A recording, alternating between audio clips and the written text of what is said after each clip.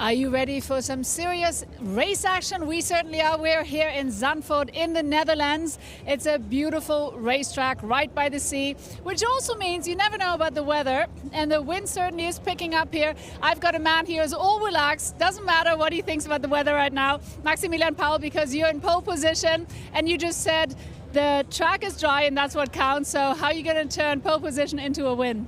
Yeah, obviously we tried to be the quickest today. We tried to win the start from P1, and yeah, have a clean race, have a good pit stop, and try to react as good as possible on the weather conditions. And speaking of the weather conditions, I mean, I don't know how good your connections are to the weather god, but you said the track is dry. That's what matters. But I guess for you, starting in pole position, a dry race would be best. Yeah, obviously I would wish for a dry race because that really shows the performance of the car, the team and the driver. But yeah, we are ready for everything. We are always confident, and I think we can make a good race. All right, well, best of luck, Maximilian. Thank you so much. And now here are your commentators. Thanks very much indeed, Verena. Hello, everybody. Welcome to a windy Zandvoort. We are right on the coast here. It is just literally a couple of 100 meters beyond the circuit that you've got the boulevard and the long beach strip, the Golden Sands. And as I was walking into the circuit this morning, it's a perfect day for kite surfers. There are many of them out the beach, absolutely flying along, zipping along with all this wind that we've got. It's pretty cool, although the track temperature is quite high. And the wind chill factor is making it feel more like autumn than the beginning of summer here at Zandvoort. And you heard from Max Powell there, the driver that who's about to start. He's only his 12th race in the DTM, but he's put it on pole position after qualifying on Friday afternoon with a tremendous lap. So let's see if he can get his second career victory in the DTM. Let's go back down to the grid now, though, and catch up with Verena. And I'm here with Mirko Bortolotti, certainly the man with the coolest shades here on the track, that's for sure. Starting in P2, and yesterday you were only 9th, so I guess today starting in P2. Looking forward to a podium, hopefully? Well, let's see what the weather does, because it really looks like it's going to be an exciting one, once again. Let's see. We have a great starting position, front row start, so yeah, ideally, obviously we want to keep it and try to go for the win, but as we've seen yesterday, we've been struggling big time. It's going to be a tough one for sure, but we will try. And all in all, Zandvoort, I mean, it's a very old school racetrack. What do you think about that? Do you like it? I really like it in qualifying. I don't like it that much in the race, but no, I think it's one of the best tracks. Obviously, the most fun probably in the calendar, so it's great to be back in the Netherlands. Many fans around once again, so it's great to race here. And as I said, apart from the weather, everything's mega. All right, do enjoy. Thank you so much, Mirko. And now let's go over to P3 because we've got Thierry Vermeulen, who's actually starting, as I mentioned, in P3. And he is the local hero. He is from the Netherlands, so certainly he's got a lot of... okay, and I just hear that he's in the middle of an interview, so we're going to go to P4 and see where Jack Aitken is, because Jack Aitken is the man who won yesterday. I don't see him either, so that's a story about life. So how about I collect the drivers and we'll get right back to you. Here are your commentators. Probably all gone to warm up, haven't they? And find a blanket or two because it's freezing down there on the grid. Quick look at my weather app suggested that as dark and windy and as gloomy as it is, the chances are we won't get any rain, but, you know, we've heard that before, haven't we? Remember the Lausitz ring a couple of weeks ago. But my weather app says there's 1 or 2 clouds around and a few spots here and there, but nothing serious. So we'll see if that's true or not. Certainly the wind is going to change things very quickly. Right, I think Verena has managed to catch up with some drivers now down on the grid. Yes, and I've got Jack Aitken, the man who won yesterday. Today you're starting in P4. So yesterday pole position to win. How are you going to do the win today from P4? I don't know. I'm still thinking a little bit how I can do this. Will be tough. I mean, for sure we try to get a good start, and then in the pit stops is when you can really make some overtakes. But to be honest, with the extra 20 kilos, I think will be hard. So we see how it is after lap 1, and I try and take the best that I can from the race.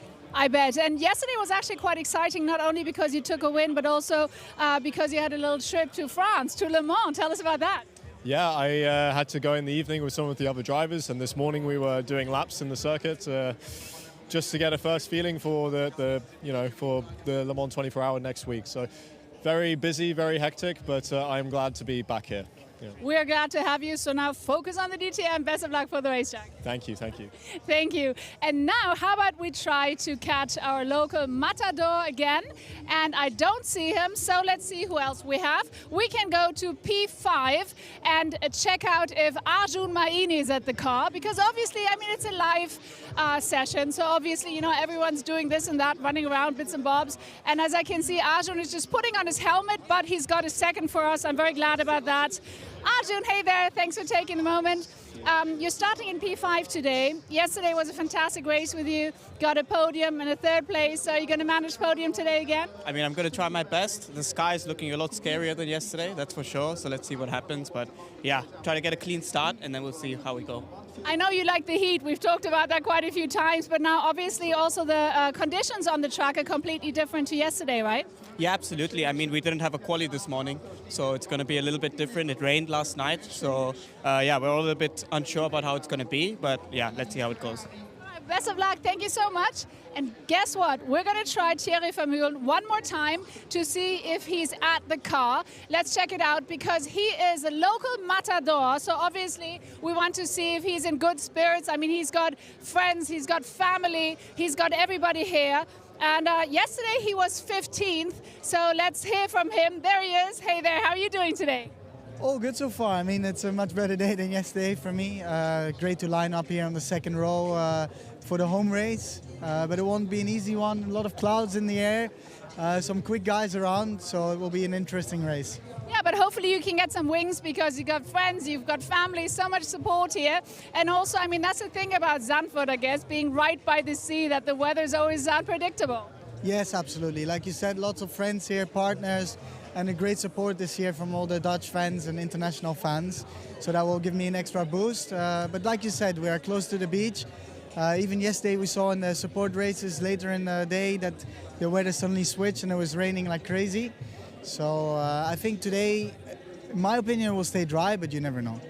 You never know, but I've got to say, I mean, it's going to be difficult for you to be optimistic, but Zandvoort is one of my favorite tracks in the calendar. It's old school, that's what makes it really cool, right? Yes, absolutely. It's an old school track, but with some new renovations, with the last corner turn free, some great banking. It's really unique. We don't really see that at any other DTM tracks.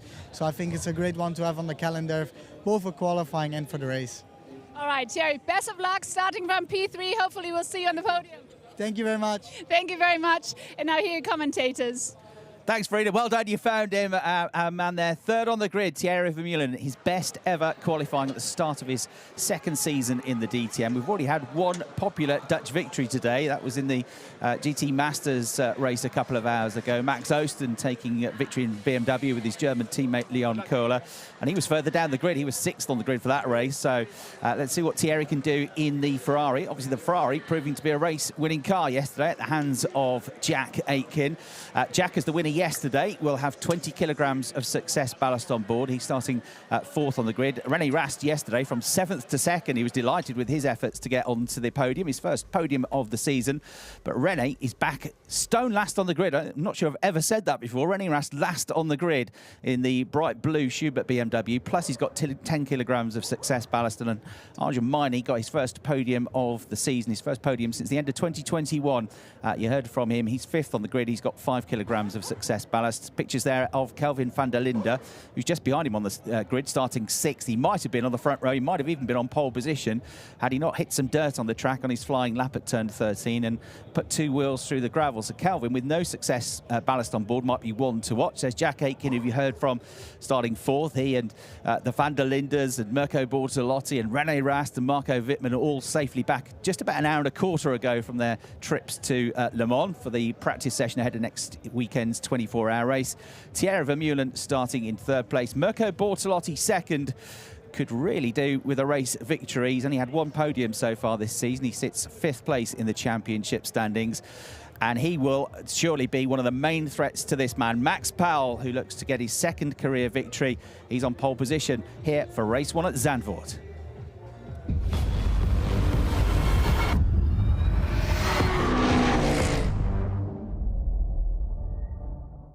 Let's take a look then at this unique setting that we've got, this backdrop ahead of the second race of the weekend and round 6 of the championship. There you can see just how close we are to the coast and to the beach. The town is just about half a kilometre away if you walk left out of the circuit, and you're in amongst all of these sand dunes. And with the wind as it is, that can really affect the track and the grip and the handling.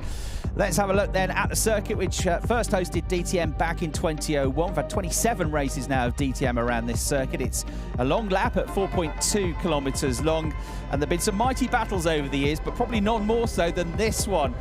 Back in 2001, Uwe Altzen in the Mercedes versus Christian Abt in the Audi, and they took each other left, right and centre, changing panels, swapping paintwork, battering each other all the way. Altzen got the win in race 2, but afterwards, well, there were some afters as the Audi gave him a little nudge into the barrier. They took a win apiece that weekend. Christian went on to finish 10th in the championship. Uwe Altzen went on to finish 2nd in the championship, his best championship season. If there's any drama like that, you better strap yourselves in. We certainly had some good racing yesterday. There's the DTM Championship trophy they're all looking to secure when we get to Hockenheim in October. But once again, it's looking like a wide open championship. We've had 5 races and 4 different winners so far, with Jack Aitken becoming the first double winner of the season.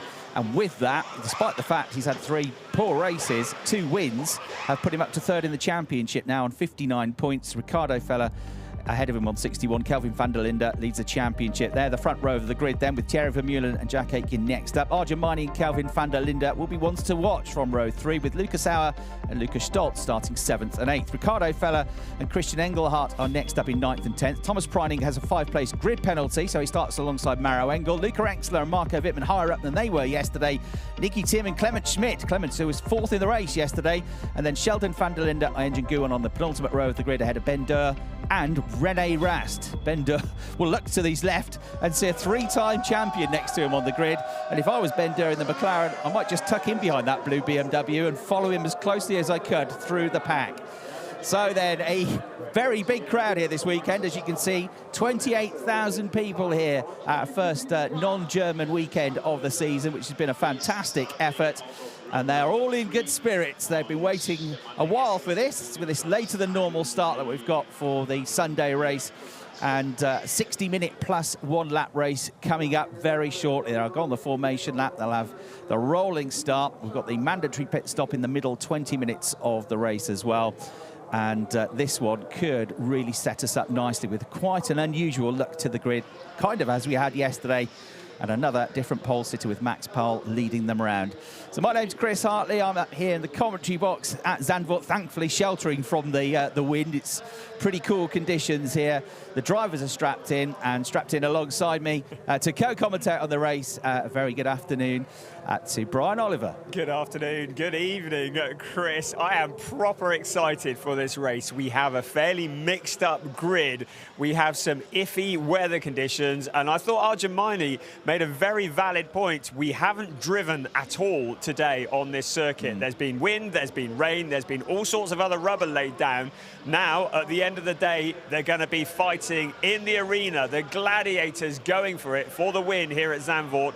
Add on to that the massive banking, 19 degrees in turn 3, 18 degrees in turn 14. This is all set to be a really exciting hour of racing. Betty Taub holds aloft the start your engines board. She looks pretty cold, actually. Could do with getting a coat on, because now the grid is cleared. Now they can go and get warm, and the drivers can focus on the task ahead. Max Powell at 7 points in the championship so far. This is a big chance to massively improve upon that. Maybe score a full house of 25 points for the race victory. Mirko Bortolotti would like those points as well, though, to put himself right into the championship fight. He's sixth in the championship standings, but only 3 points behind Thomas Preining in 4th. And he's only 5 points behind Jack Aitken in 3rd place in the standings. So it could all jumble up this. And as we said, Kelvin van der Linde, definitely going to be one to watch from the outside of the 3rd row of the grid as well. It might be cold, but they're not gone for the hot coffees and the hot soups. They've still got the cold beers on the go here at Zandvoort, as you probably would expect. There's that run towards turn 1 at Tarzan. And that, Brian, is probably the best overtaking opportunity on the lap. If you come full tilt out of turn 14, the Harry Lyndike turn, the banked corner, which is 18 degrees. If you get that right and nail it, you can get a really good run into turn 1.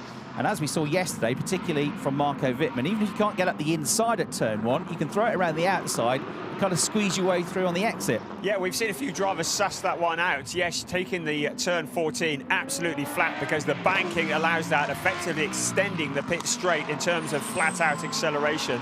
But yes, if you don't get it on turn 1, try and hang it round the outside. And then when the track goes in the other direction into turn 2, getting the squeeze as well as the cars head up now around towards turn 5 and 6. This is such an exciting section of the track. A bit bumpy there. The cars getting airborne as they come over here at racing speed. Yeah, as they come out of turn 3, you've got to get that first banked turn. It's only 100 kilometres or so through there. You've got to get the exit right because it's actually a steep climb out of there. Then you drop downhill as they come into the picture there and through into that left-hand kink and then through the right coming up through turn 4 and through turn 5 as you continue to climb uphill. All that time, you are absolutely flat out. You go over a crest, then you go slightly downhill into turn 7. That's the first time, turn 7, you touch the brakes after turn 3. So it's immensely quick through there. It's a great place to go and watch cars if you want a lovely setting in amongst the dunes and almost in amongst the wildlife, and then suddenly the piece is shattered and these huge, massive, powerful vessels come firing over the hill with all the sound and cacophony of noise. They just appear out of nowhere, and the cars dancing around on the tarmac, eyes widen in the garage. They are ready for their duties in 20 minutes or so time when the all-important pit stops happen, and those pit stops are going to be key. And PAL Motorsport would have been working hard on that because that's something that was an issue for them in the first weekend of the season at Oschersleben. And as well as you drive out on track, if you lose 2 or 3 seconds in a pit stop, very hard to get that back, and it can compromise your race and it can cost you 2 or 3 or 4 positions. There's a bit of an inkling as to how windy it is. Flags flying. Not sure he's paid to get there, but he's found a view anyway. And the safety car now leading them into turn 13. This is where Kelvin van der Linde ran wide yesterday. And as you said, Brian, they have no idea really how much grip is available to them today. They're all on Pirelli slick tyres, these cars, 580 plus brake horsepower machines. We've had some tweaks to the BOP as well. The Ferrari's 10 kilograms heavier, the Lamborghini's 15 kilograms heavier than yesterday. The Porsche is 10 kilograms lighter, and the Audi is 15 kilograms heavier, so it could be a very different look to the race. Round 6 of DTM then is about to fire into life. Max Powell for the first time leads them away from pole position. Mirko Bortolotti is coming under fire from Thierry Vermeulen, who's trying to get the Ferrari up the inside of the Lamborghini, but can't quite do it yet. Rennie Rasti's already on the attack, throws it around the outside, and look at this, 3 abreast, and Mirko Bortolotti squeezes through into the lead of the race ahead of Max Powell. The Ferrari of Thierry Vermeulen tried to get through as well. He might have to watch the inside though, because Jack Aitken is trying to fire it at the inside of him, and Aitken might just do it. They're still going to be together as they come over the crest. Bortolotti though with the lead of the race, and Powell in second place. Third place, sparks flying Thierry Vermeulen as they work their way up through turns 5 and 6. They see Rast has got ahead of van der Linde and making up a few positions at the start of the race already, but there's been drama with Clement Schmidt and Lucas Auer, who have both made contact with one another on the run up through turn 5, and they are stranded, one of them on the circuit, one of them just off the circuit, in very precarious positions, and therefore no choice for the race control team other than to bring out the safety car, which is what they're doing. So safety car out, and that is going to be out for a couple of laps, I imagine, to try and recover this situation. So what a shame for, well, both drivers, but for Clement Schmidt, he was outstanding yesterday, on his way to second place on the grid and 4th place in the race in only the 3rd weekend for that team in the championship, Dürr Motorsport. Yes, we knew that the drivers were not going to find out what the track was like until they arrived on the scene of the crime, and you get the feeling as we look here at a replay that maybe traction not as good, maybe cars getting together. We saw the plume of blue smoke in the background. We're going to find out what happened. It was a helping hand from Sheldon van der Linde to Nicky Tim, but the drama had already unfolded up front. Lucas Auer looked to be in trouble already to me. Yeah, smoke coming from the right corner, right rear corner of the Mercedes. So whether that had already happened earlier or whether that's just two separate incidents, it might be actually. Come to grief at the same point. Poor old Engine Guin was found the road blocked, didn't he, the Porsche? He had to stop the car to get around it, but he managed to do so. Look in the background. No, I think they're unrelated incidents, although he's been looked at by the stewards. But you look at those pictures, unless something happened just before it, which we couldn't see, they're on either side of the track, they're separated, and it looked like Lucas had got a problem, but maybe it was as a result of something else. There we see to the right of the picture the McLaren. Yeah, they're separate incident. Yeah, because Lucas Auer, it looked like the smoke just started appearing. He might have had a bash on that wheel earlier in the lap, but suddenly the smoke started appearing all on its own, and he suddenly slowed. The Clemens Schmidt incident appears to have been completely separate. Red flags out now. The race is stopped. Yes, and we can hear from Verena. And I've got Robin Durr here, team manager. Let's just talk about the incident we just saw between Lucas Auer and Clemens Schmidt. What exactly happened from your point of view that we now have a red flag? Otherwise, just yeah, stop so the car. I just saw it here also in the TV. It was a lot of cars. The Mercedes came back and hit us. So, yeah, most important, Clemens is okay. Yeah, nothing he was able to do in that moment. All right, thank you very much, Robin. Back to you. Thanks, Verena. And while we've heard from Robin Durr, good to see to the left of the picture, you can see Lucas Auer is out of the car and looks absolutely fine as well. So Lucas is okay. But a decision taken to red flag it to stop the race on the first lap of the race. So with the lap not completed, it could be a full regrid, which would suit Max Powell. Otherwise, if they go in the order they are at the moment, it will be Mirko Bortolotti ahead of Max Powell and Thierry Vermeulen. Good to get some replays at the start, actually, because Powell led going into turn one. It all looked under control. And then he just seemed to get it wrong on the exit to the corner, and suddenly Borto was on one side of him, Vermeulen was on the other, and he was under immense pressure, wasn't he? Yeah, well, Mirko was doing a Mirko, wasn't he? And that is just audacious move, creating the opportunity and making the most of it. Fantastic move into the lead as the fans keeping warm, watching the replays themselves. Yes, you're on TV. But yes, Max Powell would love it if there was a restart. I'm guessing the red flag there was some contact with the fence on the exit of turn 3. I wonder if there's some repair work to be done to the circuit. We haven't had notification to why there is the red flag, and maybe there's just a lot of debris on the circuit. But for safety reasons, the cars will be brought to a stop on the grid. And as you say, Max Powell would be very happy if they declared this a complete restart. Yeah, let's wait and see what happens. That we'll let you know as soon as we know. Meanwhile, Verena's got more news for us. And I'm here with Christian Hohenadel. Let's talk about the incident, Lucas Auer and Clemens Schmidt. From your point of view, what exactly happened? I mean, we had just rarely some information about it. I think Clemens didn't involved in this accident. I think there was something with Wittmann. That was actually, I heard on the radio from Luki. To be honest, I don't know exactly what happened, but obviously it was a quite chaotic start from everywhere, because also Maro already reported that there was a couple of contacts around. So at the moment I have unfortunately no further information. Instead of, obviously there was with Luki and some Wittmann was some incident. Yeah, but Luki is okay, everything's fine there. Yeah, I think it's just like, except of his feeling, I think nothing is damaged. All right, thank you very much, Christian. Back to you. Thanks very much, Verena. Christian Hohenadel there, the team principal of Team Winwood. Very good racing driver himself, a podium finisher at the Nürburgring 24-hour race, and a GT champion as well. Get some replays of the start. Now, that's a fantastic shot, isn't it? Looking back at Thierry Vermeulen. See, Engine Guin was muscling alongside the blue BMW of René Rast, on board with Marco Wittmann on board, I think. And that was disappearing off into the barriers on the right, the McLaren of Clemens Schmidt. So real shame for him and for the team after a brilliant day yesterday. But the best news of all is that both drivers are okay. Still trying to unpick if they're actually ever together. The Lucas Auer car, it's already gone there. It's already got damage in the right rear corner, hasn't it? And a flat left as well. Yeah, I mean, you can see Lucas Auer's locking up. That was a scary moment for Clemens Schmidt because he went to the barrier on the left-hand side and then bounced across the track in front of all the traffic. Everybody's scattering.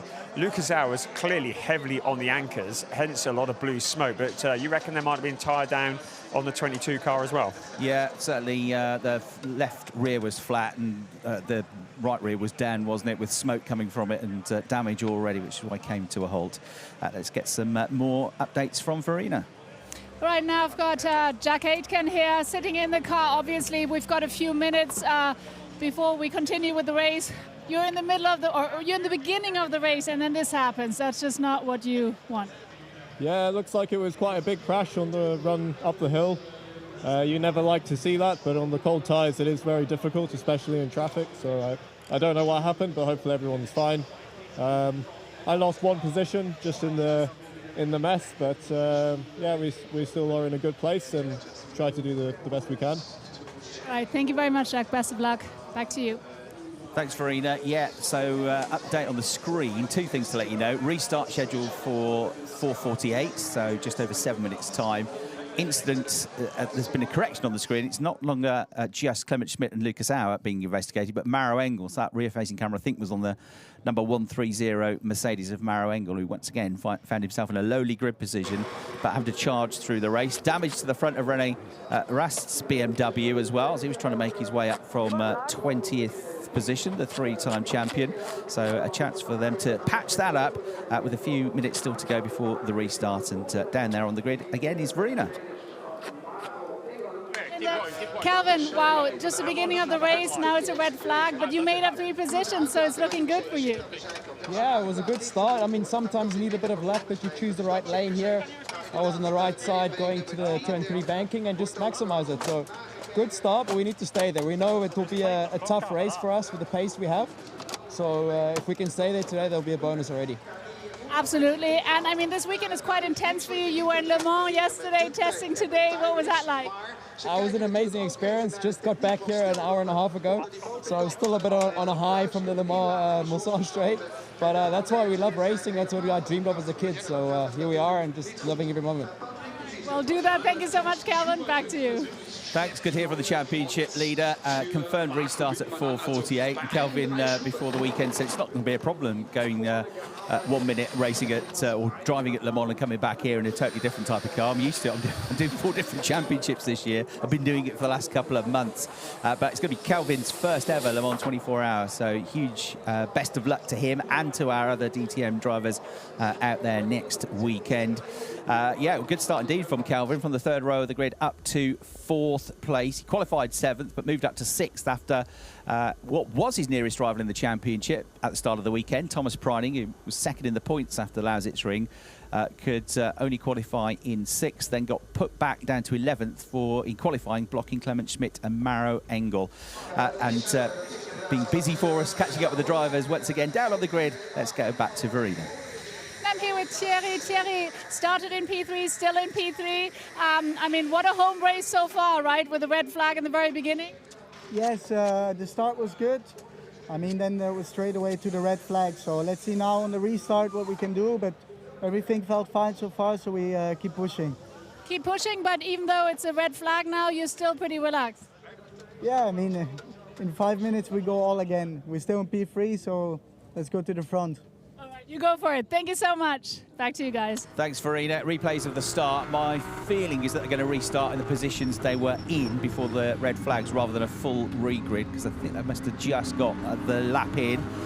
Yeah, it was just Mirko trying to go around the outside, wasn't it? Marco Vipni probably watched the race and said, oh, that's a good idea. I can't get down the inside. I'll go around the outside on the exit. And that was where he squeezed past Max Powell. So it wasn't really that Max got it wrong anywhere. It was just a super move from him. Sparks trailing off the back of the Pal Motorsport Lamborghini, the right rear corner, as it bottomed out coming out of turn 3. This is what it looked like then on board, with Mirko coming around the outside of the pole sitter. Nice clean move that.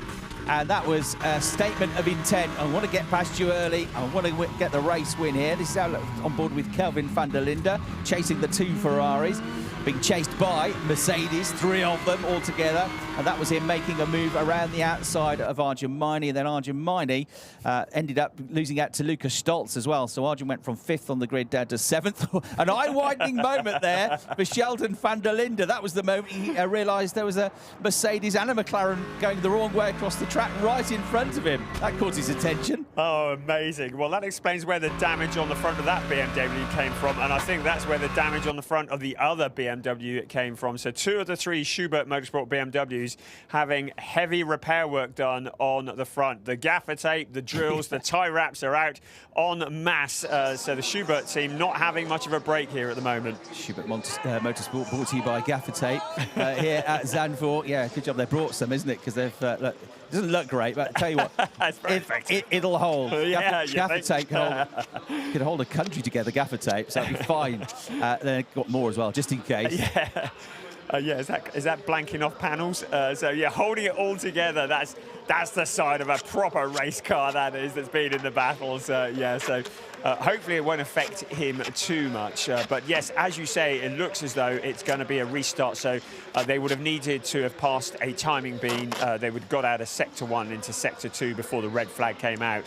So it looks like they're going to restart in the order they were in when they stopped. So they're going horizontally across the joining between the bonnet and the bodywork there, because they don't want that bonnet popping up and flying up and impeding the visibility of Sheldon van der Linde there. So what did Sheldon get to? 15th place. So he made up some ground in the start, because he didn't have a great grid position either. None of the BMWs had a great start grid position. Marco Wittmann had made his way up to 9th place. So he went from 17th to 7th yesterday. So coming from 14th to 9th, he's already got 5 places. So Marco on a proper charge. He was sensational in the race yesterday. And Rennie Rast had picked up a few as well. I know a couple of them came off, but he's come from 20th to 14th already. And ahead of this man, his teammate, the 2022 champion, Sheldon van der Linde. Well, Thierry Vermeulen, who should know, because he's from this part of the world, looked up at the skies and said, no, I don't think it's going to rain. And you might be right, you know, because the sun's come out. Yeah, so we could have him at every event telling us what the weather is, couldn't we? I still think that the shot of the day was Sheldon van der Linde's eyes when it was all unfolding in front of him. His brother, Kelvin van der Linde, certainly was the big winner at the start of that race. So Guggenheim up into 4th place. We were saying prior to this race, he was very dialed in at the beginning of the weekend, and he's going to be a danger man wherever he starts from, and he's in 4th place. He's going to fancy a chance of a podium here. Right, so Mirko Bortolotti will lead them round for the restart, having got the lead on the exit to turn 1, the entrance to turn 2. Max Powell, who started on pole, 2nd. Thierry Vermeulen, 3rd in the Ferrari number 69, in search of his first podium in the DTM. Kelvin van der Linde, the championship leader, by just 5 points from Ricardo Feller, his teammate, is 4th for the restart. Jack Aitken, yesterday's winner, 3rd in the championship, only 7 points behind Kelvin in the standings, is 5th.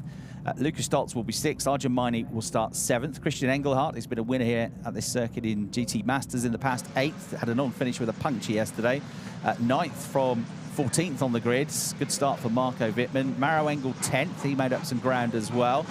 Ricardo Feller really struggled on Friday with the car, which is why he could only qualify in 10th place. He's running 11th at the moment. Thomas Preining, who, like Ricardo Feller, they're 11th and 12th. They are coming into this race off the back of 21 consecutive point-scoring finishes. Even though Thomas Preining had a bad day yesterday, he was running at the back of the field for quite some time, and then seems to struggle with the car, struggle with the success ballast on it. Made a good pit stop call and managed to get himself up into the points. Nicky Tim, 13th. So for the restart, and then Rennie Rast will be 14th, Sheldon van der Linde 15th, Luca Engst the 16th, Ben Durr, the sole remaining McLaren, 17th, Engine Guina to stop the car to avoid all the carnage. The last of the runners in 18th. We've lost Lucas Auer, we've lost Clement Schmidt. The clock starts to tick down on this safety car lap, so 56 minutes and 50 seconds remaining. And the safety car confirmed will come in on this lap, Brian. So the race is back underway, but strictly no overtaking. In a few moments, the lights will go off on the safety car. He will disappear into the pit lane. Mirko Bortolotti will become the de facto safety car. Will back the pack up and will want to get the jump on Max Paul, but there can be no overtaking until they've crossed the start-finish line. So they'll want to get the gaps as big as possible to the car behind. And then, as we look at Ron Dobmeyer, the part-time fireman, part-time safety car driver who steers the safety car around, we are very shortly about to get back to green flag conditions. Yeah, they're just about to make their way into turn 10, so they've come from the farthest reach of the circuit. Mirko Bortolotti then quick enough to be on the front row of the grid. He's already dispatched to the one driver that pipped him to pole position, and he's looking for his first win of the season. He started the year well at Oschersleben with a second place finish. Thought he might get his first win of the season in the second race at Oschersleben. He qualified on pole position there and led early doors, but then the pit stop all went wrong for him, and the SSR Performance team dropped down the order. He might not have won anyway because of the way things fell with the full course yellow, but he certainly felt like he should have had a podium there. Got caught out as well at Lausitzring, but was brave enough on a drying track to be the only driver to gamble on slick tyres and flew at the end of the race and got himself from the back of the field up into 11th position. It might have been a podium, they reckon, had the race been 2 laps longer. So it's been a case of nearlies, but not quite for Mirko so far this season. But now he is ready to win. Let's see what he can do. 55 minutes plus 1 lap remain on the clock. The race gets back up to full speed then as they go across the start-finish line and on the way into Tarzan with the 2 Lamborghinis leading, the Ferrari leading in 4th place, the championship.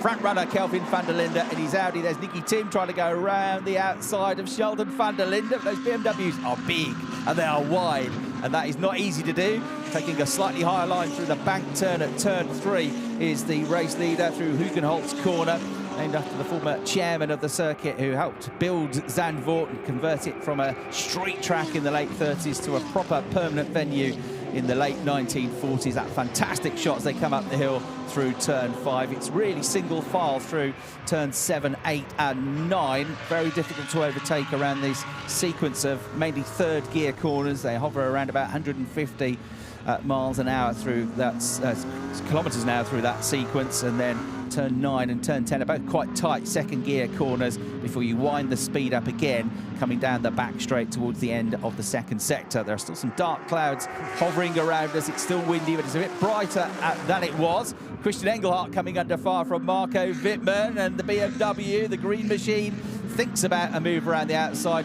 doesn't quite do it. In the background, I think I saw Thomas Preining trying to fend off René Rast as well, and just about doing it. And yeah, the Porsche remains ahead of those 2 BMWs of René Rast and Sheldon van der Linde for the time being. Thomas Preining back in 12th place though. Yeah, Nicky Tim did not have a great start. He got passed by René Rast and Sheldon van der Linde on that opening lap. Christian Engelhardt taking a completely different line in towards turn 1. Marco Wittmann on the outside. He's going to do what we were talking about earlier, try to go the long way around, but that's not happening, so he tucks back in behind Christian Engelhardt. Thomas Preining has got not 1 but 2 Schubert BMWs breathing down his neck. They're almost either side of him on the way to turn 1. On board with Sheldon, who wants to get past his teammate. It's a very solid start to the year, but he's still looking for his first podium of 2024. The champion of 2 years ago, the South African. He'll be at Le Mans in the hypercar for BMW, teammate to René Rast next weekend for the great 24-hour race. But it's all-out war here in DTM. They both want to win the championship, that's for sure. And René Rast was absolutely overjoyed. Didn't expect to be on the podium yesterday, so he's really pleased with that second place. We can hear from the man himself now on Team Radio. Right, you're really moving on the braking, man. Yeah, so that's René Rast saying Thomas Preining's moving under braking, man. And that was, it's kind of not really a message for the team, that. They know that the stewards are listening in as well, don't they, when they make those sorts of radio calls? Yes, there's a lot of mind games going on here as well, isn't it? Now look at this, that's Ricardo Feller and Mauro Engel. This is for 10th place, so Ricardo Feller having a little look into turn 13 at the moment. He's looking pretty racy.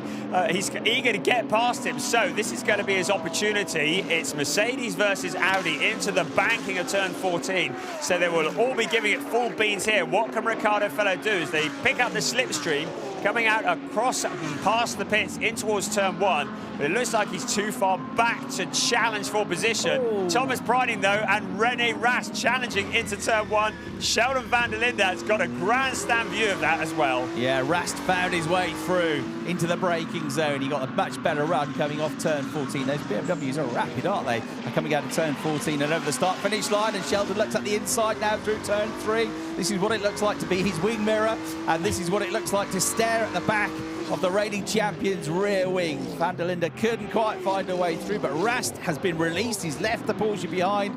Porsche's just not really feeling the pace here this weekend. Success ballast or not, I'm not entirely convinced that was his only issue in the race yesterday.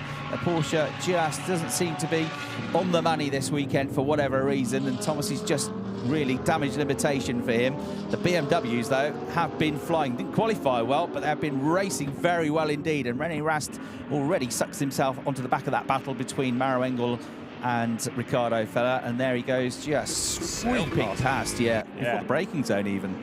Yeah, so of course the qualifying for this race, which was on Friday. Since then, we've had a quali session and a race. And you get the feeling that the teams have discovered a bit about the setup on the BMW, because they're in a different league to what they were on Friday. As Luca Engsler going a bit wide, picking up some dirt to the inside. That's Ayenchan Nguyen. So the number 90 car in 17th place, challenging for 16th.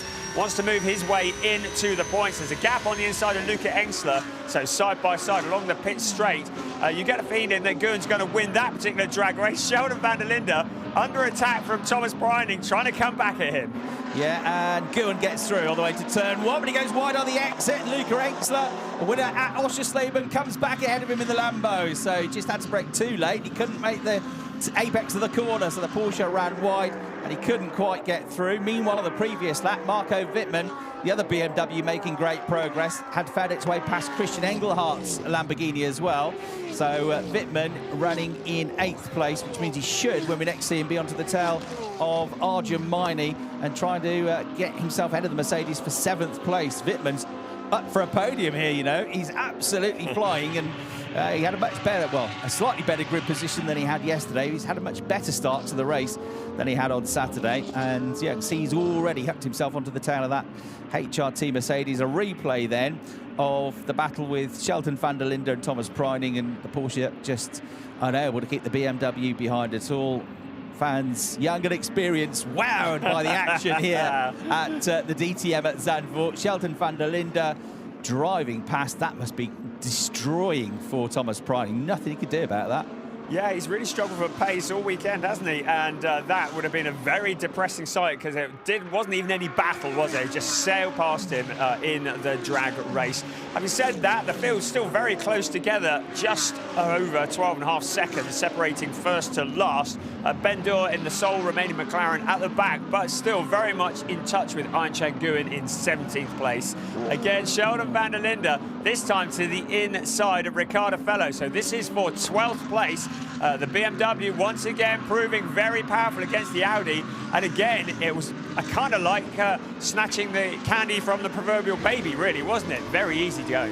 Yeah, Ricardo had Marco Wittmann coming past him yesterday, and in post-race interviews he was not best pleased that the BMW was able to do that. So it's been a bit of a downbeat Ricardo Feller this weekend, a weekend where you just got to try and scramble something out of it. But remember, he was a race winner here last year. It's been difficult for him 12 months later, and BMWs continue to march on. And there's René Rast now onto that battle between Christian Engelhardt and Maro Engel. Tell you what, Mirko Bortotti might have the lead of the race. You can't get rid of Max Powell. Max has absolutely stayed with him. The Lamborghinis run by different teams, first and second. And spoke to Max after he got his maiden pole position on Friday. Very humble he was, but also completely laser focused on the next challenge, which was the next qualifying session and the next race. Didn't go well yesterday. He started 9th on the grid, but had an issue with the car and retired. But it was all about today for him, and what a story it would be, even if they just get a podium as Powell Motorsport as a team, as an entrant, only in their 3rd weekend in the championship. Now, here comes René Rast. He's alongside the Mercedes and Maro Engel. Maro's got the inside line. I don't think it matters, because the BMW's already got its nose in front. He cuts across. He gets the inside line. Maro bravely then chucks it around the outside in the Mercedes. He's going to make life very difficult for René Rast here, and he might just get the position back into turn 2, which he does. They're still going to be side by side as they go into turn 3. There's a bit of muscling, a bit of bodywork being traded, and around the outside all the way to the top of the bank he goes, René Rast. Not for the first time this weekend. The German driver just sticks it right at the top of the bank and gets the position done. But that was brave effort from Maro Engel to keep him behind, wasn't it? It was very wily driving that. Yeah, never give up. Got to remind you, Rene Rast started 20th and last on the grid. He's now in 10th place with 46 minutes remaining. So he is moving forwards. He is very rapid. Sheldon van der Linde in 12th place at the moment. So Maro Engel is going to be fed up with BMWs all around him. He's got one in front and one behind. He's the meat in the sandwich. He may well be behind both of them. Now, the incident between Rene Rast and Maro Engel is under investigation. So the stewards believe that maybe there's an issue there. So we'll keep one eye on that. An investigation for cars 33 and 130. It was a bit of rubbing, certainly, but welcome to DTM. So Maro Engel now has to try and fend off another BMW, another rapid driver, Sheldon van der Linde. Before we came on air, some shots of Maro Engel with a football star doing some keepy uppies. I tell you what, he's got great ball control, Maro Engel, and certainly very good car control. He's been the hardest driver to pass so far for Rene Rast, that is for sure. But Rene, halfway up the order now, up into 10th place, but he's slowing. A problem for Rene Rast. Maro Engel getting back past him. He's been instructed to. He's been instructed to let him pass, right.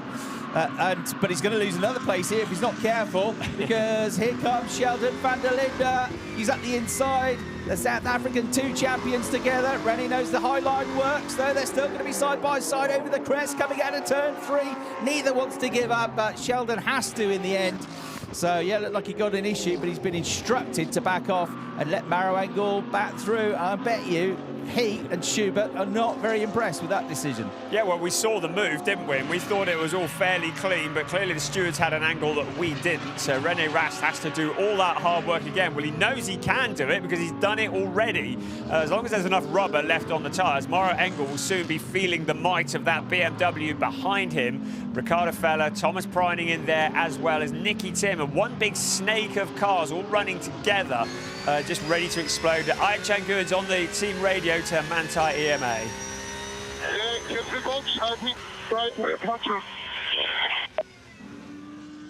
Clutches, he mentioned, a clutch issue. I couldn't quite make it out, no. But it does look as though he may be struggling for pace there, doesn't it? Yeah, he can't get away from the Lamborghini of Luca Engstler or the McLaren of Ben Dur, can he? So, yeah, sounded like clutch, but didn't quite get it. But he's not happy with the car. Something's not quite right with it. And it's been a bit of a disappointing start to the year for Ayat Canguén, hasn't it? The start of his second year in DTM with the championship-winning team, both teams and drivers champions from last year, Manthey EMA. He'd have been expected to be off to a bright start. He certainly knows how to drive a Porsche, former Porsche France champion. He's done lots of racing in Porsches, but luck hasn't quite gone his way so far this season. It will, I'm sure, though, click at some point, because he's a very talented driver, Ayat Canguén. You can see now that we've got a replay of Marco Wittmann and how he has tried to find his way past Arjun Maini. Did he get through? Yes. Just. Oh, there you go. We had a problem, and I think the problem might have put him off the road, Ayat Canguén. So he has gone off at a right angle and stranded on the exit to turn 3. Great. And he's going nowhere. So this might be another caution period.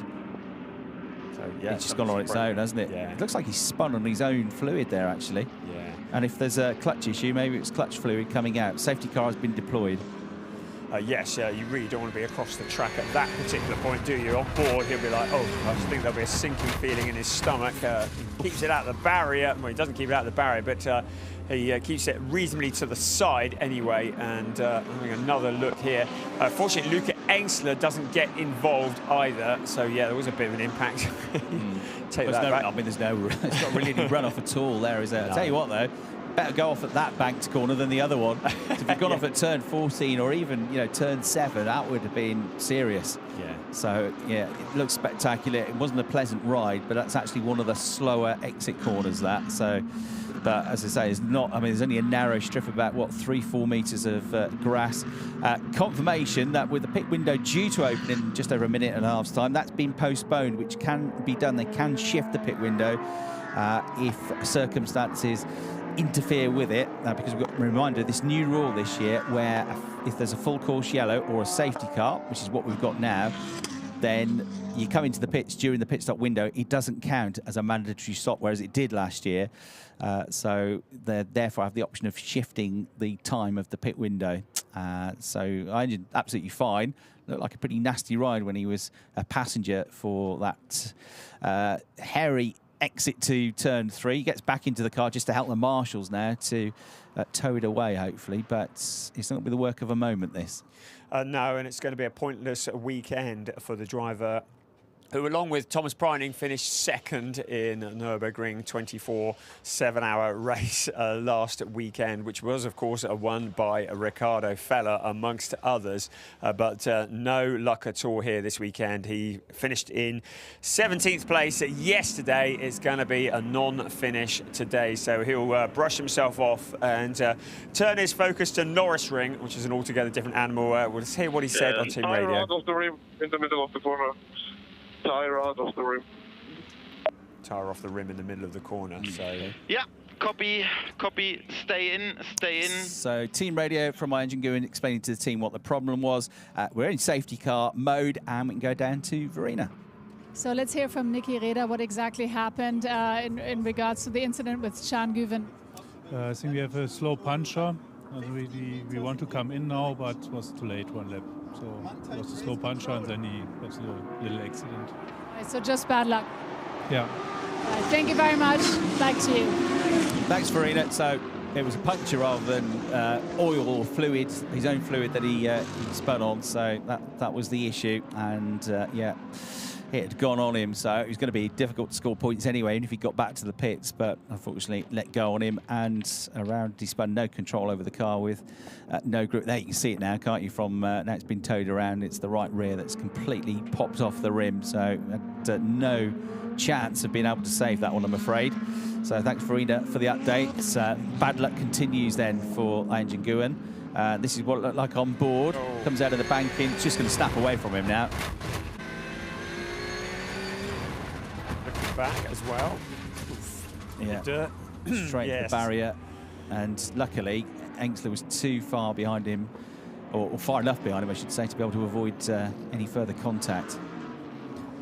Safety car is in on this lap, so notification has been given, so the lights will go off on the safety car in just a few moments. You get a feeling that Max Powell in second place is just waiting for the pit window, because this is going to be his best opportunity. Of course, the car in front of him, near on identical, both Lamborghini Huracans, so the pit window may be an opportunity under pit stops to get past the number 92 car.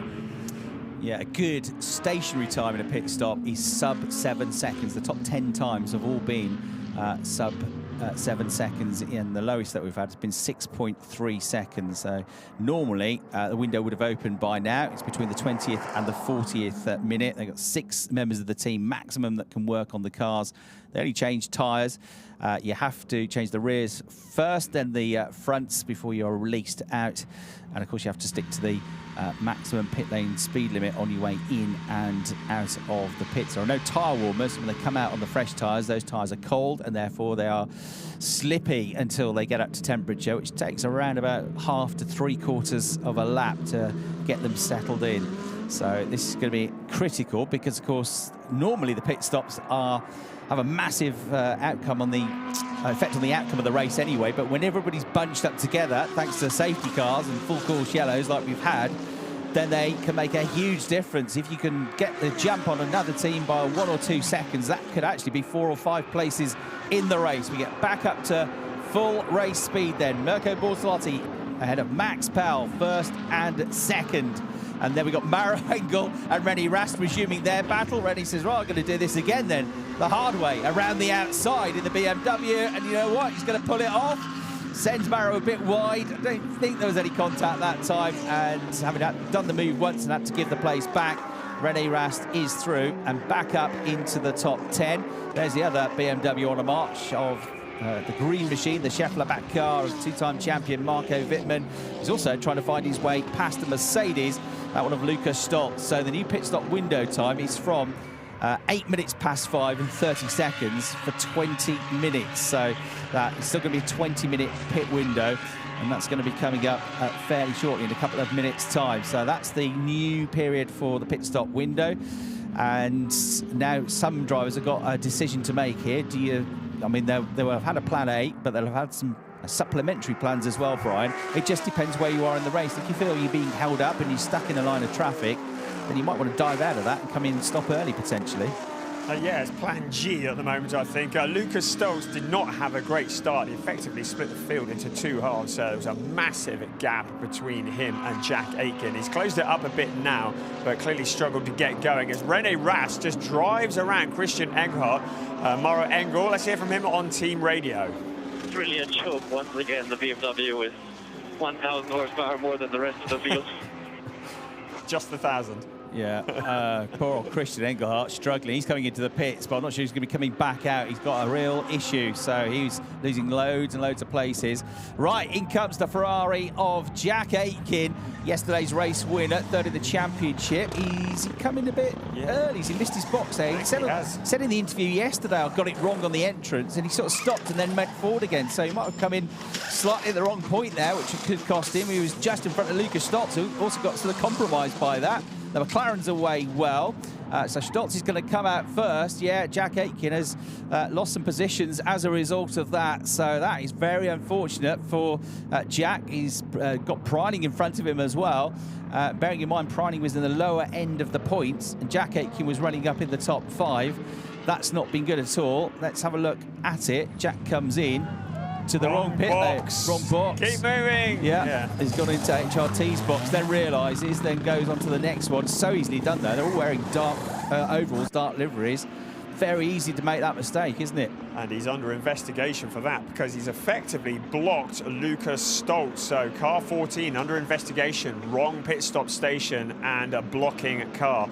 Bad news for Jack Aitken, a bit of a double whammy if he gets a penalty out of this.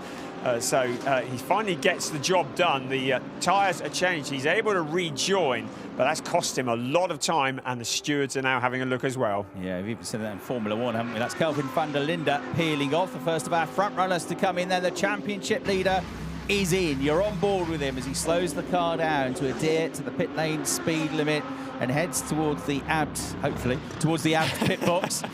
They're wearing bright red, so that's helpful. In he comes. And rears first, up on the jacks. No spinning of the wheels on the jacks, remember. The South African now has the front Pirelli tyres changed. Drop down, that looks pretty smooth, slightly slow away, but it was all okay for the championship leader. So he goes out down the pit lane. The leading pit stopper is just coming out of turn 14. You'll just see him popping into the shot in a moment under that bridge. That's Lucas Stoltz. So Kelvin van der Linde is comfortably going to be the leading pit stopper. Then it's going to be going into that first corner some way behind. There, Lucas Stoltz in the background because he was delayed, as we said. Then Thomas Preining has popped up. So not at the pace, but they've got good pit stop strategies at Manthey EMA. They're very good at their pit stops. Jack Aitken is now, look, all the way back, trying to fend off Ben Durr's McLaren, and he's struggling to do so. He's got Nicky Tim breathing down his neck as well. So this has plonked Jack Aitken right out of contention at the moment for a top 10 finish. He'll be kicking himself, but he's got time to come back. However, Brian? Yes, bad news for all the Jack Aitken fans. He's going to have to visit the penalty box not once, not twice, but 3 times for stopping in the wrong pit box.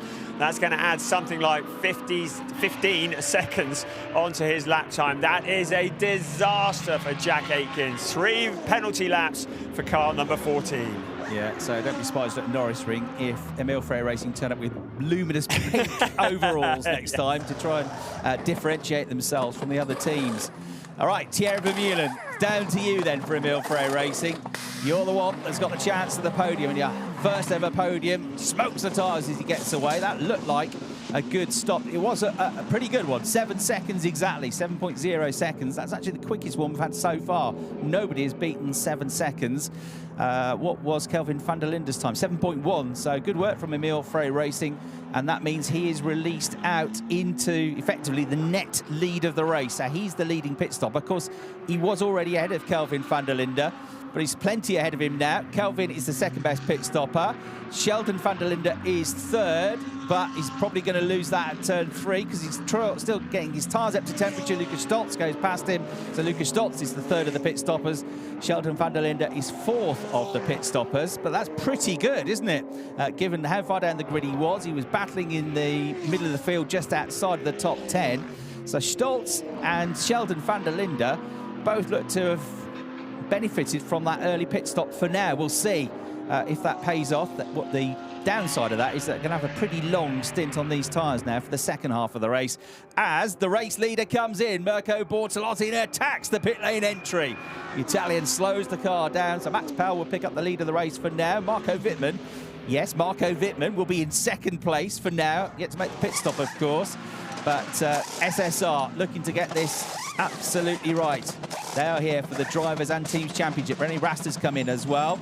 That looked like a good one from SSR Performance. Bortolotti is released. It was pretty good. It wasn't the best, but 7.5 seconds. They'll take that, I think. Schubert have been very good at their pit stops all season long. So René Rast is released as well. And there you go, 6.8 seconds for René Rast. That's 0.7 of a second gained just in the pit stop itself. Maro Engel also with a good pit stop, 6.8 seconds for him. Max Powell out on track will be doing as near to qualifying pace laps as he possibly can. This is his chance to jump car 92, so he'll come in at some point before the pit window closes. But there's Thierry Vermeulen, who's now under pressure from Kelvin van der Linde. Yeah, so out on cold tyres, but leading the pit stoppers is Mirko Bortolotti. Then it's René Rast.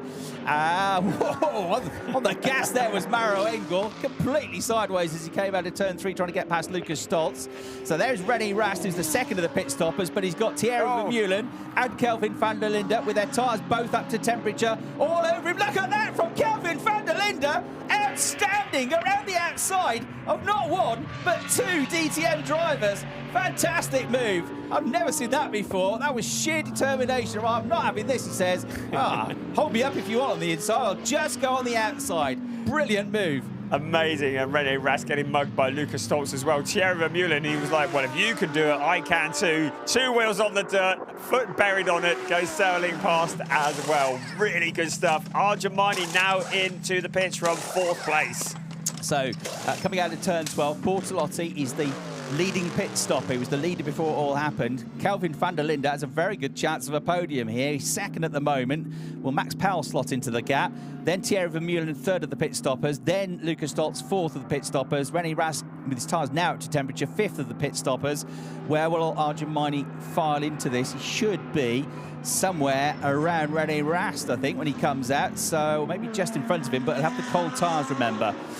In fact, he'll come out just in front of Mirko Bortolotti. Borto will see that, look up and think, no, get out of my way. I can't afford to have you hold me up. I've got Max Powell to race. So he'll cut back down the inside, and there he goes. More traction, more grip. But Arjamani still getting the tyres up to temperature, hasn't got his work cut out at the top of the hill, I reckon, as well, because van der Linde and Vermeulen will be on him by the time they get to turn 7, because his traction from turn 3 was struggling, which means it's going to take him ages compared to the others to get up the hill. And there you go, they're already with him into turn 7. You know what sort of mood Kelvin van der Linde is in. We saw it on the previous lap, so he goes straight down the inside on the way into turn 8 and puts himself into a net second place again. Arjamani ahead of you with the onboard camera is third of the pit stoppers. Make it fourth, because Thierry Vermeulen dives down the inside into turn 10 and gets past him. And then I reckon Lucas Stoltz is going to have a go, isn't he, as well, into the next corner. Ricardo Feller in 13th place is the fastest man on the track, the fastest lap, but our race leader is in. What has he done? Has he managed to do enough to jump back into the lead? Max Powell, the team, changing the fronts, changing the backs. Now he rejoins. Where will he rejoin in comparison to Mirko Bortolotti? Wasn't a great stop, 9.3 seconds. Oh, that's not good. So he's lost 2.5 seconds compared to the others, more compared to the very quickest pit stoppers. Hopefully, from his point of view, had a good in and good out lap, but he is going to come out in front of Mirko Bortolotti. He's just rejoining now. Into turn 1 goes Mirko. This is effectively for the lead of the race. Mirko Bortolotti knows full well that he has now got to get past Max Powell on this lap before the German driver gets his tyres up to temperature. The Italian, with those steely blue eyes, focuses laser-like on the blue Lamborghini ahead of him and starts to reel him in up the hill. Max Powell still with his tyres, struggling to get the heat into them. Can't do anything to fend off the Italian, and Mirko goes straight around the outside of him into turn 7, back into the net lead of the race. But the story is, can Kelvin van der Linde now effectively steal second place? Good chance he will. He's in the mood to do it. He dives down the inside. Max Powell still struggling for grip. He's going to lose another one to Thierry Vermeulen as well. Vermeulen gets through, and so into second and third net. Well, others still to make their pit stops go Kelvin van der Linde and Thierry Vermeulen. Marco Wittmann is the race leader for now, but he comes into the pits to make his stop. He's going to be very much involved, I think, in the top 6 fight once this is all over. That's a good stop once again from Schubert. They applaud it. There's Thorsten Schubert, the team boss. They are very happy with that. Wittmann was stationary for just 7.3 seconds, one of the best stops. So it could be that he'll be in the mix for, if not a top 6, then potentially a podium. He gets on the gas tentatively. And into your picture, into turn 1, comes Mirko Bortolotti. This is now going to be for the lead of the race. Wittmann leads. He's stopped. Everybody behind him has stopped. But even if he loses 3 places, which is potential, he's still going to be on for a 4th place here. This has worked out really well. The German must have really attacked those few laps before he came into the pits. So Bortolotti, once again, same situation as before. I see a car ahead of me. I know it's on cold tyres. I've got to get past him on this lap, because if I can't, Marco Wittmann is going to be very difficult to beat. That Beamer is flying. It is really quick at the most important part of the course as well, the run into turn 1. Yes, it's not looking as easy for Bortolotti with Marco Wittmann as it was with Max Powell, because Wittmann has got up to speed fairly quickly. Now Bortolotti is with him. How long will it take to get the tyres up to temperature on that BMW? Marco Wittmann will be making it as wide as possible. Mirko Bortolotti sees the gap on the inside. It is a drag race. The BMW is going to power alongside him into the corner, but Marco Wittmann defending for all he's worth. Contact between them. They both survive, but Marco Wittmann still holding on. Marco versus Mirko. Mirko sweeps to the inside. It's not happening. He can't get through there. He still sticks to the rear corner, though, of the BMW. He's got to get past him into turn 1. If he doesn't, he might never get past him. So here they come, out of the banking, over the start-finish line for the lead of the race. Marco Wittmann, who nearly won a race at Oschersleben for the first time in a couple of years and had the bad luck, still in front. Still just about in front. There's a great battle going on behind for 3rd place as well. Team radio from Mirko Bortolotti. off. You need to leave me on the track, man. If you don't push me off, it's okay. Here we go, down the inside for the lead of the race. Almost, there's more clipping, there's more contact. But the BMW takes the René Rast high line around the banking, and Marco Wittmann just about stays in the lead, and that's brought them all. He's got problems. Brought them all into him. He's got damage to the left rear corner. That's rubbing on the tyre. It might not be a big one if it stops rubbing, but it could cause a puncture, and it could cause a black and orange flag. Cars 7 and 19 being told to change positions. That Ricardo Feller and Christian Engelhardt. But look at this, 4 for the lead of the race. Can't overtake at Zandvoort, they said. Absolute rubbish. Of course you can in the DTM. Right, is the smoke going to go away? Is the car going to hold together? Could do some more gaffer tape on it. And he's going to have to check the mirrors now, because Mirko Bortolotti is going to be all over him like a rash at the end of this lap. More team radio. He's a flashback, man. You cannot fight like this when you're completely next to each other. They cannot push you off. I don't think he's on the fan club of Marco Wittmann anymore, as he's taken himself off the list. But Marco has kept himself in front. The two-time champion leads the race, but with this concerning smoke, this loose bodywork on the left rear corner. And it's getting worse. Yeah. It's getting worse. It's a smoke screen for the others. They can probably barely see where they're going. With Mirko Bortolotti, he'll be desperate to get past, because he's also got the issue of Kelvin van der Linde breathing down his neck. Is he going to try again at turn 3? Is he going to try and throw it up the inside? The answer is no, not yet. Marco Wittmann stays in front for now. But that bodywork is going to be overheating the left rear of the BMW as well. Every time it makes contact, you can see the blue smoke coming from it. The rear panel is loose, and now it goes flying. Bits of debris disappearing off into the banking. Now, that might have done him a favour. Well, it's still smoking, so whatever was rubbing is still there. Meanwhile, Thierry Vermeulen is lining up behind Kelvin van der Linde. He can see an opportunity coming ahead. Are we going to see a black and orange flag for Marco Wittmann? Because it is still smoking. This is a replay of the two cars getting together. This is where the damage was. A bit of damage to the Bortolotti car as well, but not as much as there was to Wittmann. The incident between this pair is being looked at, so I think probably that's more of a concern for Marco Wittmann than the black and orange now, with that bodywork just throwing itself clear spectacularly. So there's the confirmation under investigation. Look at this for a lead train. Marco Wittmann, Mirko Bortolotti, Kelvin van der Linde, Thierry Vermeulen, who won't want to finish fourth in this race. It'd be a great result, but he wants a podium, he wants a trophy in his home race. And guess who's stealth-like as always? He's creeping up on them. Lucas Stoltz in 5th place. Max Powell, the pole sitter, in 6th. Torsten Schubert gets a good look at the BMW to see what the damage is from over the pit wall. We got Arjun Maini in 7th. René Rast from last place is in 8th. Maro Engel is in 9th. And Thomas Preining is doing what Thomas Preining does, and even on a bad day, scoring points. The smoke has come back, though. Yeah, it's not going away. It's whenever he puts a lot of pressure onto that left-hand side. There's quite a lot of that round here, so the smoke, it's got to come from somewhere. It's putting pressure onto the tyre, onto the wheel, onto the car. Look at it smoking away there. That is not going to go for another 20 minutes. It's falling apart, isn't it? Yeah. It's all falling apart. Marco Wittmann could probably not believe it. Could it be another potential race win going away from him in the closing stages of a race? Hasn't won a race since Hockenheim at the end of 2022. But it'd be a miracle if that BMW gets another 20 minutes in this race, either on its own volition or just with the officials taking a dim view of it. I tell you what, though, Marco, you know one thing for sure with that man, he will not give up. Until that car stops, or he's told to stop, he will not give up. That tyre is not going to last, and look what's happening behind him. They are lining up. Mirko Bortolotti, Kelvin van der Linde, Thierry Vermeulen, Lucas Stoltz, all lining up behind him. Max Powell's there as well. There's a queue of cars that are waiting to get past because the pace is down. It was a 134.723 on that lap, which actually it was not too bad in the grand scale of things. But the rest of the field all in a queue now behind Marco Wittmann. Surely he cannot continue with that level of contact on his tyre.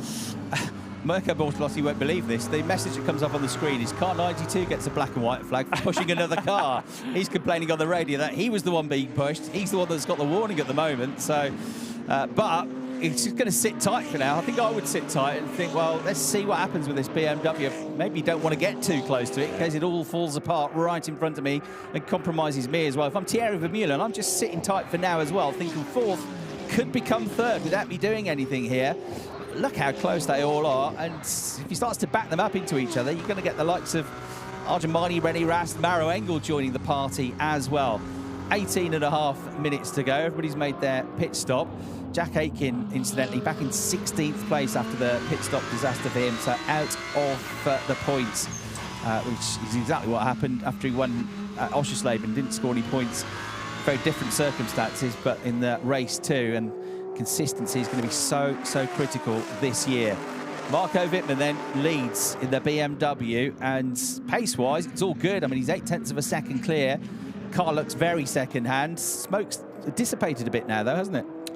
Yes, against all of our predictions. We said this race was going to be a classic, didn't we? Look at that queue for second place. They've all seemed to have backed off a bit. Well, Marco Wittmann has stretched his legs at the front, hasn't he?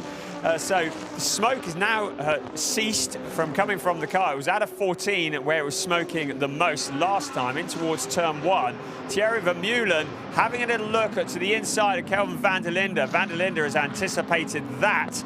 In the meantime, 16,188 euros in the race laps for Wells in Africa, providing clean drinking water in the Gambia and Tanzania. Wonderful initiative by BWT, who are so present here in the paddock of the DTM. know what Max Powell's going to do in this situation. He started on pole. When you start on pole, the only thing that's good enough really is a race win.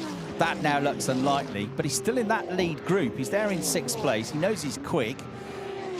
Will he go on the attack and think, right, I mean, 6th place is still going to be the best result of the season, but will he go for it now and at least try and dig maybe a podium finish out of this? The pit window is officially closed. That is incidental, really, because everybody's already pitted anyway. You look back in this great rear view camera shot from the Abt Sportsline Audi of Kelvin van der Linde, looking back at the 4th place in Ilfrey Racing Ferrari of Thierry Vermeulen, who's surrounded by far more experienced DTM racers and GT drivers than he is. You just got to keep reminding yourself that he, 5-6 years ago, wasn't racing anything.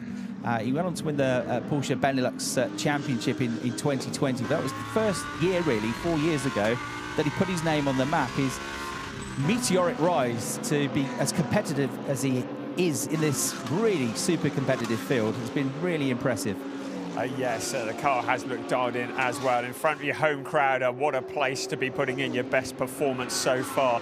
I don't think anybody in that queue is settling for positions at the moment. We've still got 16 minutes plus 1 lap remaining of this race. Positions 2 down to 7, all running in single file. A bit of a gap to Marco Wittmann in the lead, 1.2 seconds.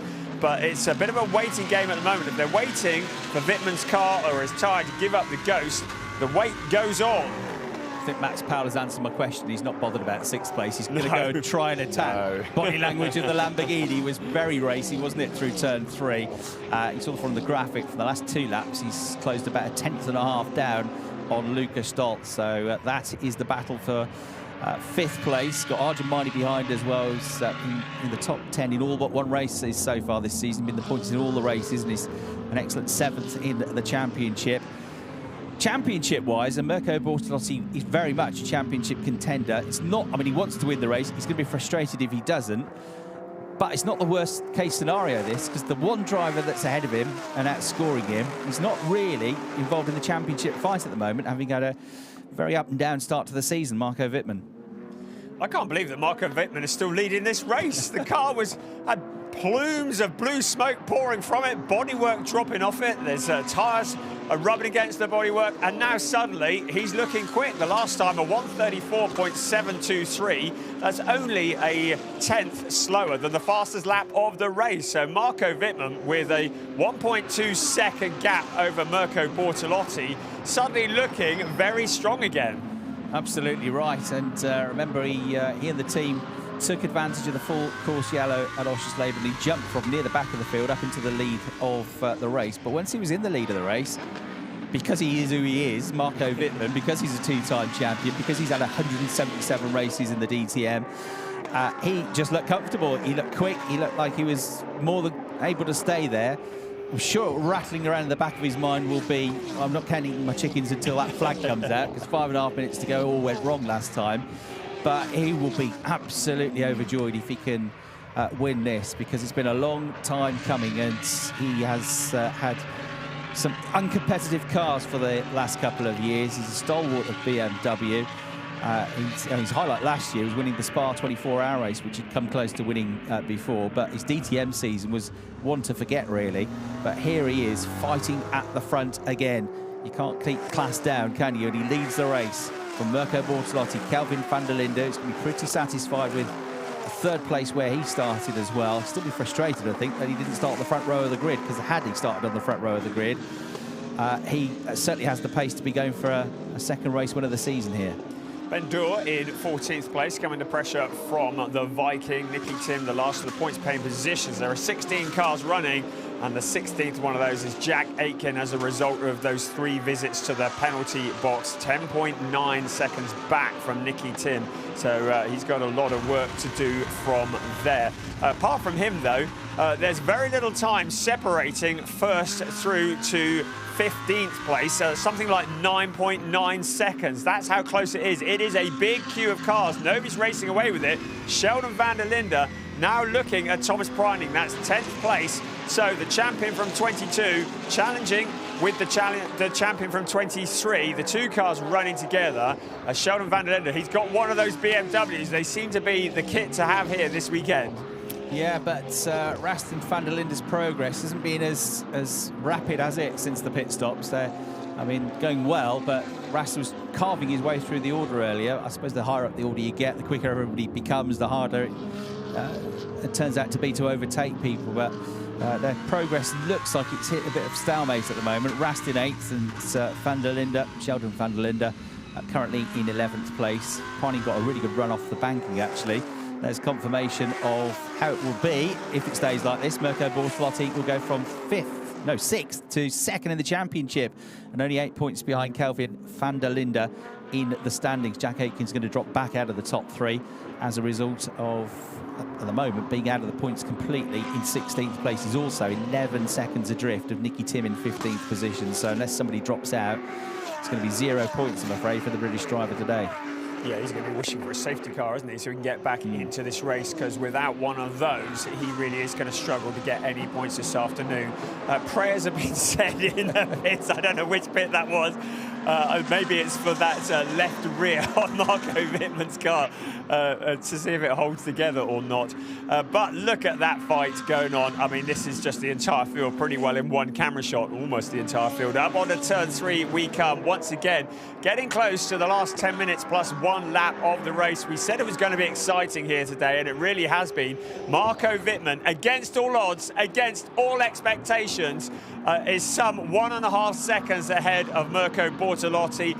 He's limbering up for his home race at Norrisring in a couple of weeks' time, but what a way to go into it if he could get his first win in a couple of years here in DTM.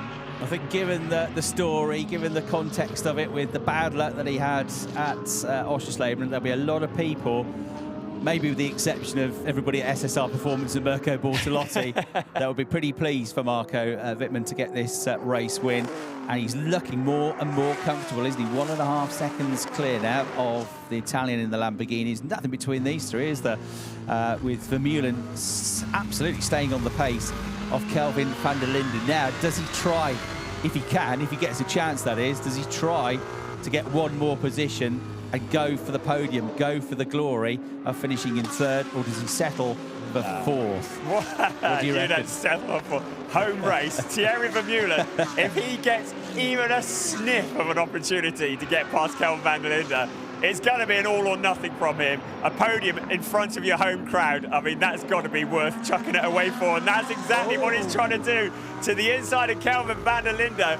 I haven't seen Thierry Vermeulen this fired up ever, I don't think, into turn 2. This is Kelvin van der Linde looking back at Thierry Vermeulen, but that Ferrari taking a lower line through turn 3. That's how eager he is.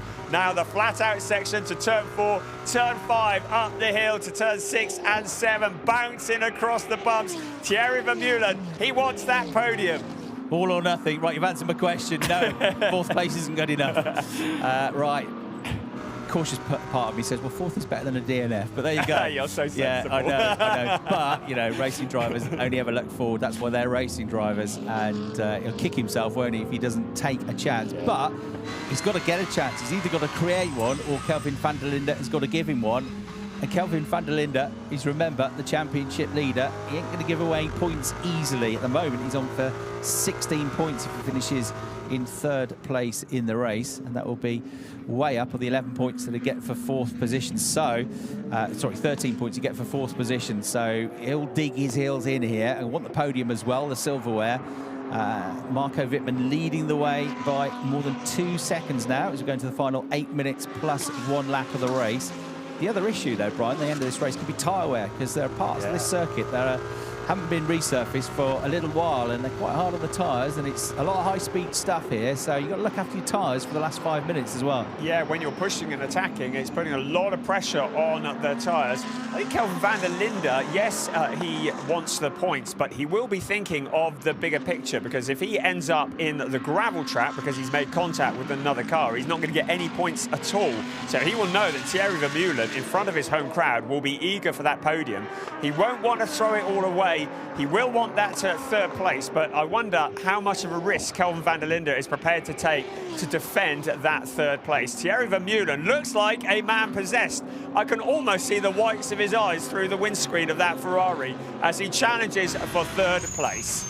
Absolutely right. This is what it looks like to sit on the right rear corner of that Amped Sportsline Audi. And look back at this man, Thierry Vermeulen, in only his second season of DTM. A young driver on the charge. He's certainly shown that he's got the pace, hasn't he, to mix it with the best. But can he create an opportunity? Can he take it? Can he get through and get his first podium, whatever it's going to be, his best result in 4th place? What he has done, he's been able to create a gap now between himself and Lukas Stolz in 5th position in that Mercedes. And that gives him a few more options, doesn't it? Because if you've got somebody right behind you, you're always a bit worried about going off the racing line to try and overtake somebody and leaving the door open and losing the place yourself. But he's got that opportunity now to try a few different lines if he wants. Yeah, it's quite impressive when you think how hard they're attacking each other. They've actually managed to break free of Lukas Stolz. But yes, always that problem. You try and make the move on the outside, on the inside, and all you do is allow the man behind to get through. Max Paul hasn't given up yet either, closing in on Lukas Stolz. Now, there's somebody trying very hard. Was that Thierry Vermeulen kicking up a bit of dirt? It may well have been. The back ends of the cars sliding. You talked about tyre wear. Well, look at these cars coming around the corner. Get the feeling that the rears on some of these cars are going to do well just to last the next 6 minutes. Yeah, and, well, we know the BMW's built strong, don't we? Because it's been held together by bits of gaffer tape at the moment, all 3 of them actually, but particularly Marco Wittmann's car. It's been in the wars, that one. It's missing a load of bodywork off the left rear corner as well, but it's still going, it's still flying. I said 20 minutes ago, if that BMW makes it to the end of the race, it'll be a miracle. Miracles do happen sometimes. And it all looks a lot calmer now, doesn't it? Looking back at Arjun Maini from Max Powell's car, and Arjun Maini has got that big blue BMW of René Rast in his mirrors now. And there's Mauro Engel there as well in 9th place, staring at the back of René Rast. It feels like Rast's progress has been halted somewhat, although Arjun Maini, was that a bit of weaving going on there? He'll say he's trying to keep the heat in the tyres. So Arjun Maini defending as best he can in that 7th place, looking for 7th place. Well, he's had a 3rd and a 4th already this season. We saw him yesterday getting a 3rd place. I'd love to go forwards from there, but they all seem to be caught up in a bit of a train at the moment. Yeah, they're all matching each other's pace, but nobody can find that little bit of spark to just get an opportunity to get through. Although, hold fire, René Rast, here he comes. Arjun Maini sees what's happening, defends the inside line. Too tight can send you too wide on the exit though, but Arjun covers it off well and keeps the Mercedes ahead of the BMW. But René is, if anybody in that group, the one that's showing a bit more intent now, isn't he, in that blue Schubert Motorsport BMW. Mauro Engel has been with him the whole race, really, and a bit too close to him at times, is still there as well in 9th place. As we say, potentially about to go right up there in the championship with Kelvin van der Linde as it stands on 82 points, 74 for Mirko Bortolotti, who'll go up to 2nd in the standings, and Mauro Engel 3rd in the standings on 64 points with these results: 2nd, 7th, 13th, 11th, and at the moment in 9th place. So again, just consistent point scoring. Most of those, though, have been from rotten grid positions, haven't they, for Mauro Engel? He's done well to be where he is, really, in the races. Yes, the big overtaker coming into this weekend. He had overtaken 35 cars in 4 races. That's quite impressive. Thierry Vermeulen, he has not given up. He knows he's got 3 minutes and 40 seconds plus the 1 lap of this race to find a route past the car in front. That car being occupied by one Mr. Kelvin van der Linde, who is notoriously difficult to get past. Ahead of him, Mirko Bortolotti. Ahead of them, Marco Wittmann, with whatever's ailing on that car, up to 2.295 seconds. So he has not lost any pace. This is 2nd, 3rd, 4th, running together. Thierry Vermeulen, he is going to have a shot somewhere along the way at getting past Kelvin van der Linde. I'm also wondering if Kelvin is... Oh, look at this. Thomas Pridey defending hard from Sheldon. Van der Linde goes wide out of the corner. This is the chance for the South African. They're going to be rubbing shoulders. They make contact on the run into turn 2. The BMW noses ahead. The Porsche's on the inside. Thomas Pridey fighting for every single point, stays on the inside through turn 3. Sheldon van der Linde gets on the gas and almost onto the grass as he unleashes the power. He's going to watch his mirrors because he's got Luca Engster breathing down his neck in the Lamborghini. So even down in the battle for 10th place, they are still going at it 1,000% with 2.5 minutes plus 1 lap to go. You'd think they'd be battling for the lead, wouldn't you? Look at it again, coming around side by side. a little bit of bumping between them. Sheldon van der Linde had the inside line into the corner. Thomas Preining giving it all, hanging it around the outside. The view from Sheldon van der Linde. He sees the Grello machine to the side of him. Now, Thierry Vermeulen alongside Kelvin van der Linde at his home track. Kelvin van der Linde has the inside line into turn 11 and 12. But it is Thierry Vermeulen still challenging hard up ahead of them. Mirko Bortolotti. Kelvin van der Linde has held it off. Mirko Bortolotti's on the team radio. I think it's wrong. Oh.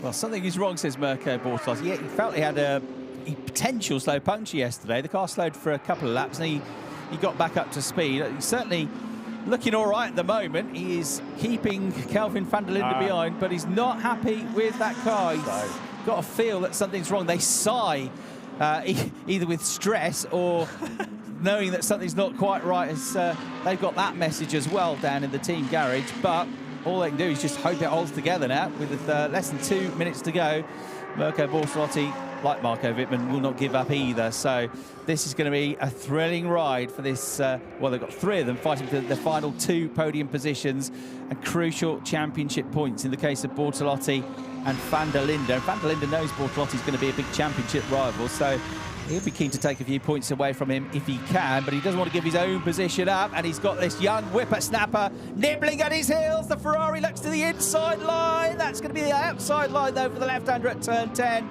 and he has to tuck back in. That's as close as he's been, and it shows Kelvin van der Linde exactly what is going to happen if he leaves half a chance. Thierry Vermeulen is going to take it and being sucked into the battle now. He's Lucas Stoltz in the Mercedes, getting closer and closer to them as well. Well, if Mirko Bortolotti is slowing, that is helping Thierry Vermeulen because it is blocking Kelvin van der Linde, who doesn't know whether to challenge or not. But the gap has opened up again, so Mirko Bortolotti suddenly found a bit of pace. As you said, we've seen that before, so the gap increasing again between himself and Kelvin van der Linde.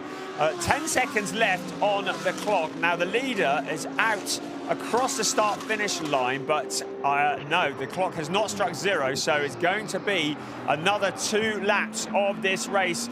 Sheldon van der Linde, Thomas Preining still at it. Advantage Sheldon van der Linde, Preining to the outside into turn 1. He's not going to find a route past there, so Sheldon van der Linde still holds on to that 10th place at the moment. Bortolotti is struggling in terms of pace. There might be an issue with the car. It might just be his tyres that have gone.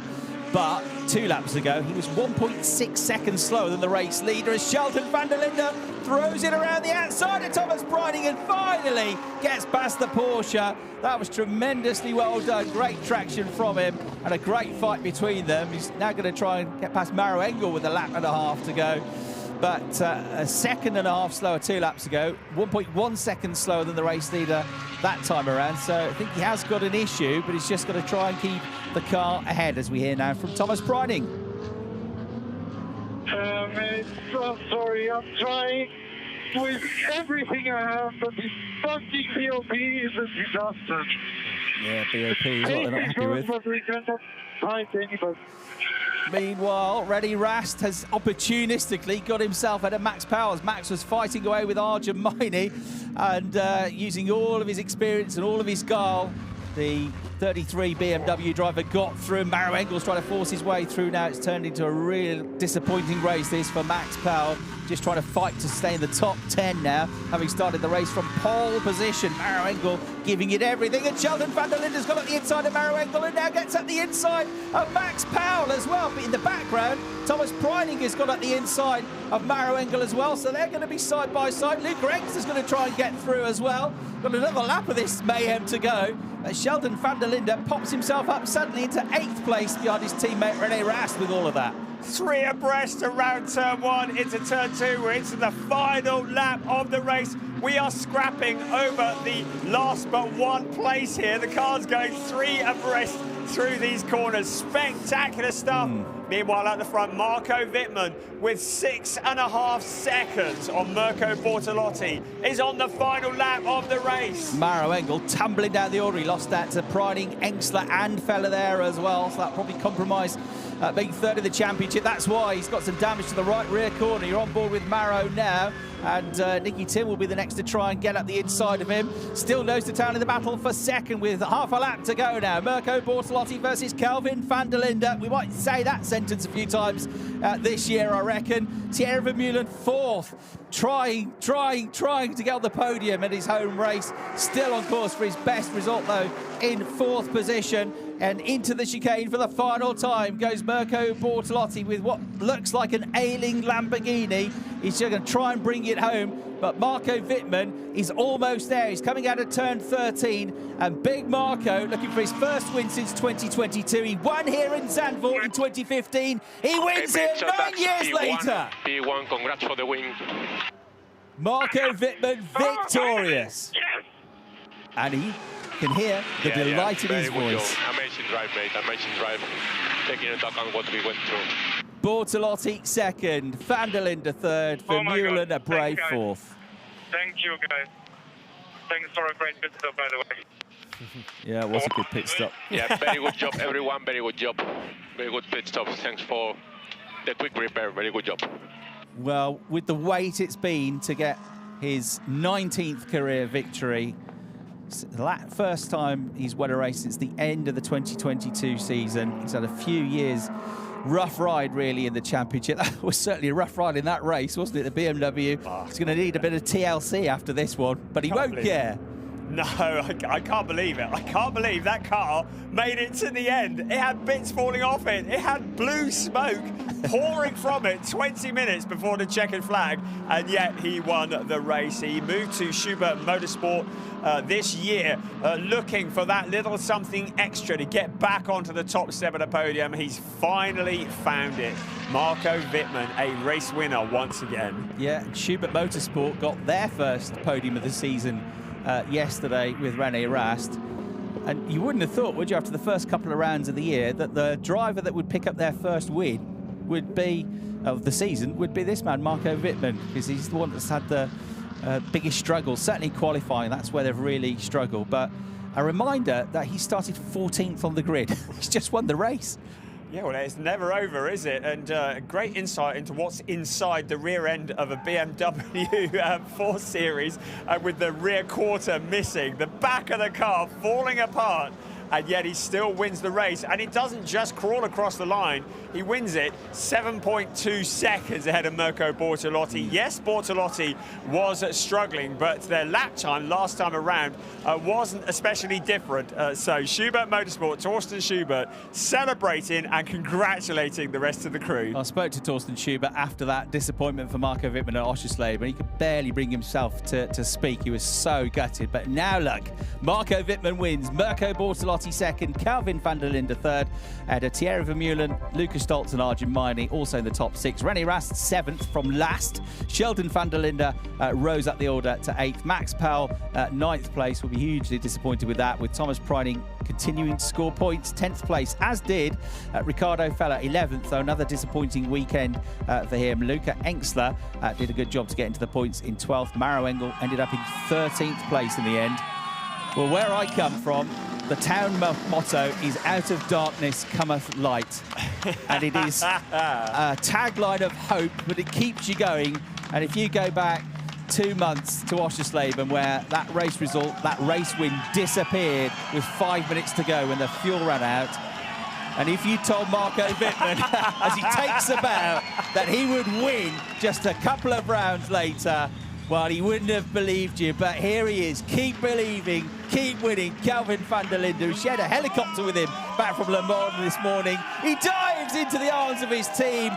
He is once again a race winner. You cannot keep quality down, and that man is quality. Brilliant stuff, and there's the confirmation of the championship. Not so great for Jack Aitken, but 23 points back, along with Sheldon van der Linde the same. That's not too far back. He can recover it. But we saw the nervous faces in the Schubert garage early on. They had every reason to be nervous. We saw what state the car was in. How did he win in that car? That's a story of the year as far as I'm concerned. Absolutely brilliant. You couldn't wish for a nicer guy to win this race. Mirko Bortolotti, great points haul in second, and Kelvin van der Linde, yet more points.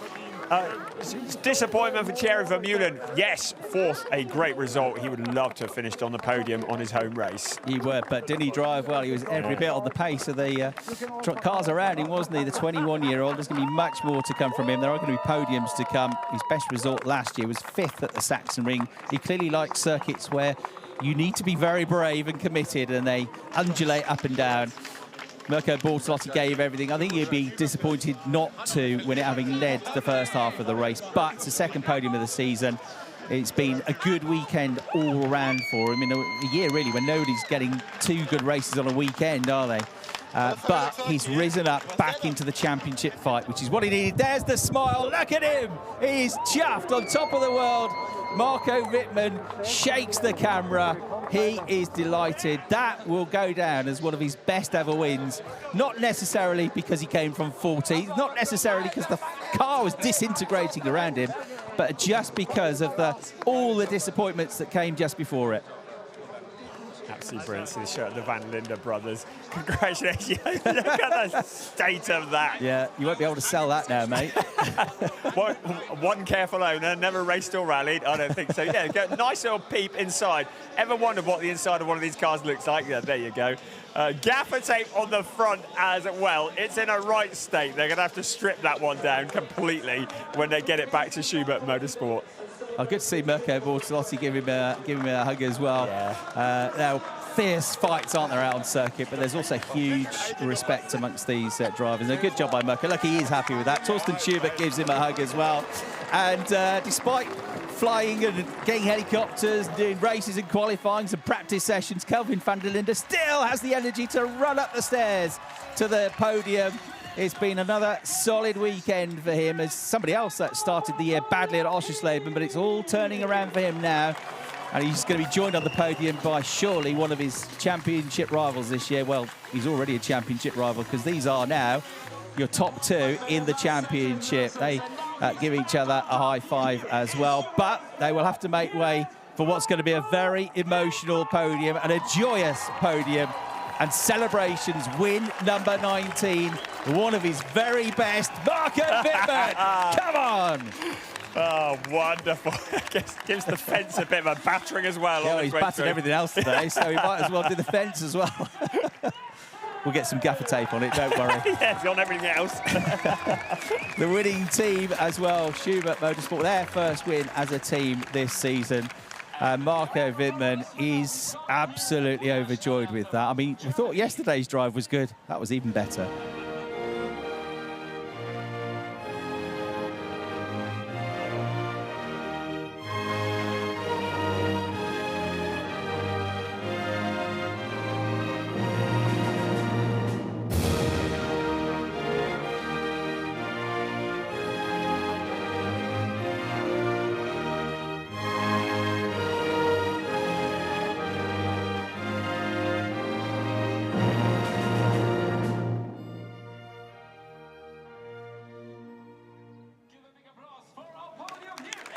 The national anthem of Germany for your race winner, Marco Wittmann. Let that sentence sink in. From 14th on the grid. Yesterday, from 17th to 7th. I think I might know who's done the most overtakes this weekend without getting the calculator out. And he might be there, stood right in the middle of your picture. With these fantastic rear wing replicas. Jack Aitken put one of those on his head last night for a photo opportunity. Rear wing. Held aloft, and what a well-deserved trophy that was. Marco Wittmann had to fight for that one, didn't he? Yes, I'm about to say he really had to work for it, didn't he? He'll look back on that with that and remember as Frank Verlat, the former Dutch soccer national player, presents Mirko Bortolotti with his second-place trophy. But what wonderful trophies as well. Yeah, they've been cool. Please, please, please, can we come back to Zandvoort again next year? Because the racing has been epic, hasn't it? Both days. Actually, the racing's been epic all year. Right, Kelvin van der Linde. Silverware grows, doesn't it, this year? Best start to a campaign for Kelvin since 2021, where he was involved in the championship fight right until the last race of the season. There's Martin Tomczyk, who's won around here in the past at Zandvoort and been a DTM champion, the team principal at AB to run Kelvin's Audi. And then the team are presented with their winner's trophy as well, Schubert Motorsport. When you've got drivers who between them have got 6 championship titles between them, you probably expected a few wins of Schubert Motorsport this year, but it's taken a little longer than maybe they expected. So they all go up to the top step of the podium now, and this is the calm before the storm, because then the champagne is about to erupt. And Marco, if I remember rightly, he's pretty good at this. Here we go, here we go, here we go. Oh, you've hyped him up. There we go. The torpedo. Yeah. Fantastic. Smiles all round. A tremendous day of racing here at Zandvoort. Proper DTM racing. Love it. Love it, love it, love it. Brilliant. Oh, and when you think that after this, we've got a track that is entirely different. The DTM just keeps on giving surprise after surprise, but yes, Zandvoort, we love it here. Always good racing, and we're going to remember Zandvoort 2024 for a long time to come. There we go. Oh, well, I thought he was going to chuck it, but he passes it down gently. He didn't want to break anything else, you see. They've got a bit of repair work to do before the Norris Ring in a few weeks' time. And as you say, Marco's home track, that is from Bavaria, from that part of the world. So he'll be hoping that now the season begins for Marco Wittmann. I tell you what, nobody's really got away in this championship. So you string a few podiums and wins together, you'll be right up there. Right, let's get some reaction to what was a terrific race down in the pit lane with Verena Reed. And I'm here with Kelvin van der Linde, coming from P7 to 3rd place. So you're enjoying your moment there on the podium? Yeah, it was awesome. Honestly, I didn't think that was going to be the case today. I told you on the grid we'd be happy to stay on P4 at that time. And yeah, we just brought it home on P3. I mean, just a big thanks to the boys. They had a great strategy. And I find it funny how all the Le Mans guys that were in Le Mans this morning were all on the podium today. So obviously it helped a bit to warm up. So maybe you need to do that more often. Yeah, I think we need to just speak to the guys to get us a private jet a bit more often. Well, it's a good feeling, huh? Can repeat that at the Norris Ring? Yeah, I mean, that's obviously the goal. I love Norris Ring. I love going back there. We were always quick. So, but first, I think the guys and girls, they deserve a big holiday now. It's been 4 tough weeks with the 24 hours of Nürburgring, and including myself. I mean, I still have one more 24-hour race before I can go on holiday. But yeah, 4 weeks of well-deserved rest for everybody. Thank you so much, Kelvin. And before I grab someone, actually, Milko is right there. I've got Milko right here, coming from P2 to 2nd place and 2nd in the championship now. Congratulations, Milko. I mean, that was a tough race, huh? Yeah, no, it was actually a good race. I think we made all the right calls. Obviously, Marco was flying, so I tried, to get the position. We even touched a little bit, but yeah, was no chance to get past. And then in the end, I don't know what happened. The last 4 or 5 laps, I was struggling big time. So we need to investigate what happened there. But in the end of the day, I think it's a great result. Of course, we would have liked to win, but today it was not possible. You were pushing so hard. Thank you so much, Milko. Congratulations. And while we wait for Marco, back to the commentator. Thanks very much indeed, Verena. So you heard from Kelvin van der Linde in 3rd place, Mirko Bortolotti in 2nd. You hadn't thought of that, Brian. All 3 of them were flying back and forth from and to Le Mans, weren't they? So well, that's an expensive way of improving your performance, though, isn't it? A private jet everywhere. I could cope with one of those getting here. Yeah. But yes, great point there. All 3 of them were in France when they woke up this morning, and here they are in the Netherlands, stood on the podium. Yeah, and this was the latest scheduled start to a DTM race since Misano in 2018, where they had an evening race and a night race there. Well, scheduled start, I say, but Nürburgring a couple of years ago when it was foggy all day, if you remember that one. That didn't start until, I can't remember, 4:30, 5 o'clock, something like that. But the late start worked for Marco Wittmann, that is for sure. I'm sure we're going to hear from him very, very shortly. Your race winner and your 5th different winner from the first 6 races of the season. We've become accustomed to that. There were 12 different race winners from 16 last year, and there's only ever been one more season where there were more different race winners than that. There's that fantastic banked turn that has created so many overtaking opportunities, not through it, but because of the speed that you take out of it. 200 kilometres an hour through there, and all the speed you carry on that run down. Phenomenal run down into turn 1 at Tarzan. Some super slow-mos then of your top 3 finishers. Kelvin van der Linde, Mirko Bortolotti, and I think we might hear just about now from your race winner, Marco Wittmann. From me, Chris Hartley, and Brian Oliver, it's goodbye for now. And back down to Verena. And I've got the man here who just did pure magic, coming from P14 to victory and in between. I mean, your car was smoking and yet you were just on a fly. So how proud are you, and how do you want me to pinch you that you really did make it? Yeah, I'm just happy that I survived, to be honest. I was praying actually every lap. I had so much smoke at some point in the car that I almost couldn't see anything. And I mean, if you have such a problem on the rear left, you are just waiting that the rear left will blow up at some point. Luckily it didn't. Luckily, I think that the part flew off, yeah, I could make it to the end, but still, you know, I was praying every lap, hoping that the car, or the tire especially, will just survive to the end. And obviously super happy, you know, coming from 14. I think the key was obviously the start, where I already gained 5 positions when we were on the red flag scenario. And from there we had just a good pace, a great pit stop from the guys, and yeah, the outlap with Mirko. The fight was tough. As you can see, my car got quite a few damages, but yeah, proud to be on P1. You did an amazing job. Thank you so much, Marco. Now, of course, we're looking forward to the Norrisring in 4 weeks. So see you then. Here are the highlights. Enjoy and bye-bye from Zandvoort.